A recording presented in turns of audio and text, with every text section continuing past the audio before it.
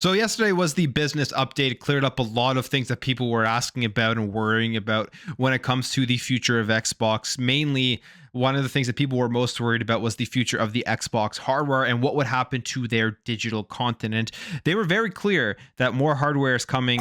They are here for game preservation. Your digital catalog is going to be able to carry over going forward. And there really is nothing to worry about when it comes to your Xbox purchases and your Xbox games. And we have seen Xbox everywhere popping up recently in terms of wording, maybe some sort of branding they're trying to throw in there for the future of Xbox. And just before the business update yesterday, there was a memo sent around to people who work at Xbox where we have more information as to what we can expect for the future of the platform. And I think this is actually a really cool thing as to what Xbox is going to be trying to do. This comes here via The Verge, saying that they have obtained a copy of the memo, saying it's the first time Spencer has fully outlined a new strategy where every screen is an Xbox to employees after an internal town hall meeting earlier that month didn't address the multi-platform games directly. So here is the memo, and you'll get kind of an understanding as to what we can expect going forward into the next generation of Xbox. I don't think there's really anything that we didn't fully expect because they've kind of been preaching this, but this is, I think, far more direct in the future of the platform. Here is the memo. It says, today at noon Pacific, we'll be posting a special episode of the official Xbox podcast. In this episode, Sarah Bond, Matt Booty, and I will share with the community our plans for the future of Xbox. We'll also discuss how our vision will benefit our players, creators, and the industry as a whole. So they did that. They talked about 4 games going over to PlayStation and the Nintendo Switch. They talked about game preservation. They talked about the future of hardware. They basically gave us a roadmap of the business plan of Xbox going forward for the next 10 years or so on what they plan on doing. Now, things obviously can always change, right? This isn't something that is set in stone. Businesses have changes. Maybe they will back away from this strategy. As Phil did say, they're going to put these 4 games out there as a test, see how they do.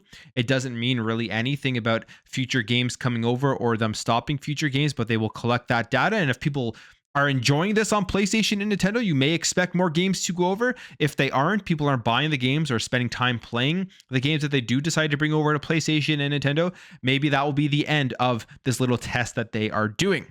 Continues on here and says, when we look at the state of our medium, we see players increasingly gaming on multiple devices, but their experience is defined by the fragmentation created by the platform silos. Multi-device players have to navigate multiple identities, entitlement libraries, communities, wallets, and rewards programs. Similarly, the industry's biggest franchises increasingly ship across multiple devices, requiring creators to build and manage multiple instances of their games, leading to higher costs and fragmented communities.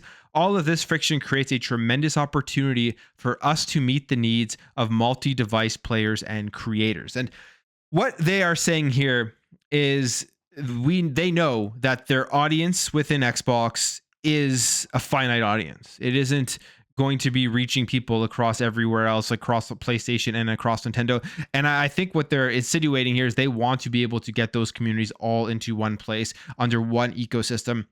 And they're going to be coming up with some sort of plan to try to attract gamers over into the Xbox ecosystem. I don't know about you, but I would love a future where you don't have to have all of these devices. If you can have one place that you access, you get to play with the controller that you want, you get to play with the piece of hardware that you want, but you have access to every single title across every single platform. That is, in my opinion, the best future for gaming. And it does seem like we are getting closer and closer to that just from this week's events, not only from Xbox, but from what we heard from PlayStation at their investors call. They are absolutely cracking and putting their games into more places, saying that they're going to be more aggressive with their multi-platform strategy. And to me, that is a good thing. And then you also have Nintendo, and I guess they're actually potentially going to be the hardest one eventually to bring their games over because they have far less costs when it comes to developing their major games compared to what it is to develop the major big cinematic AAA games that come out from PlayStation and the major big AAA games that do come out from Xbox. So they're kind of in their own little bubble themselves, and we'll see eventually if they start having to increase their player base in more ways by putting their games in other places. I feel like it'll be far further down the road for Nintendo, but for PlayStation and for Xbox, it is, I think, closer than we expect.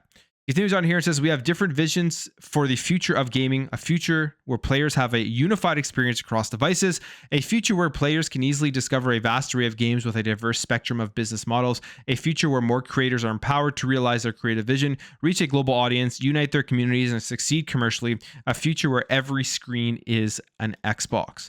This is a future where Xbox is everywhere, consistent with our promise to empower players to play the games you want with the people you want anywhere that you want. So every screen is an Xbox. That really makes you start thinking, what does this mean for the future? I'm excited about this. This potentially can mean that in the future, with your Xbox account in the Xbox ecosystem, whether you're on your phone, whether you're on the ROG Ally or whatever handheld that is out at the time, maybe a Xbox handheld that they create themselves, whether you're on your PC or your console or whatever device is a tablet, you actually will be able to access every single game that you own via these devices. It's not just going to be Xbox Game Pass games that is available across the ecosystem. It's going to be games through the Xbox store that you've purchased, games that you have in your library, all of that stuff accessible, downloadable, playable on any of these devices. And I think that is a pretty exciting future that Xbox is trying to push in here, getting away from the console exclusivity stuff that we've known forever when it comes to gaming. You have the PlayStation, the Xbox, you have Nintendo, all with their own console exclusives, and then people kind of went to one of those platforms and were limited to whatever was released on those platforms. You get away from that, and you're going to have places where you get to play anything you want on any device that you want. And I think it is the very beginning of this. It's going to be very indicative as to what Xbox decides to release with their future hardware. We know Sarah Bond said the biggest technical leap with the next hardware, whatever that means. But if that is true, and if that is actually something that they deliver on, that will probably be for an at-home console. I feel like there's going to be other devices as well that they do release with that SKU. So most likely something less powerful, kind of like what they did with the Series S. I'm thinking along the lines of a handheld, a hybrid console. It would just make a ton of sense because that would be a screen in its own right.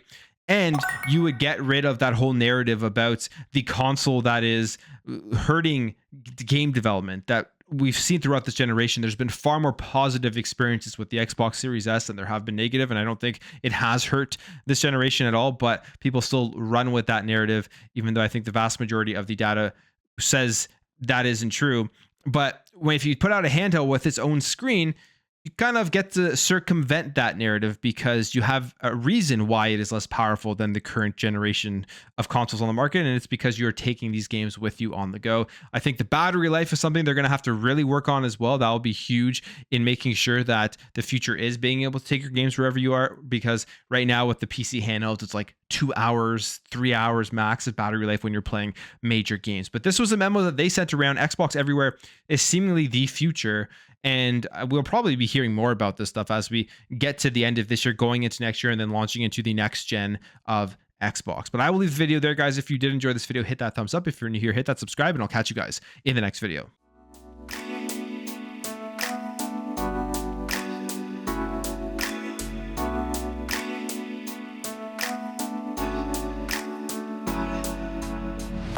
Bye.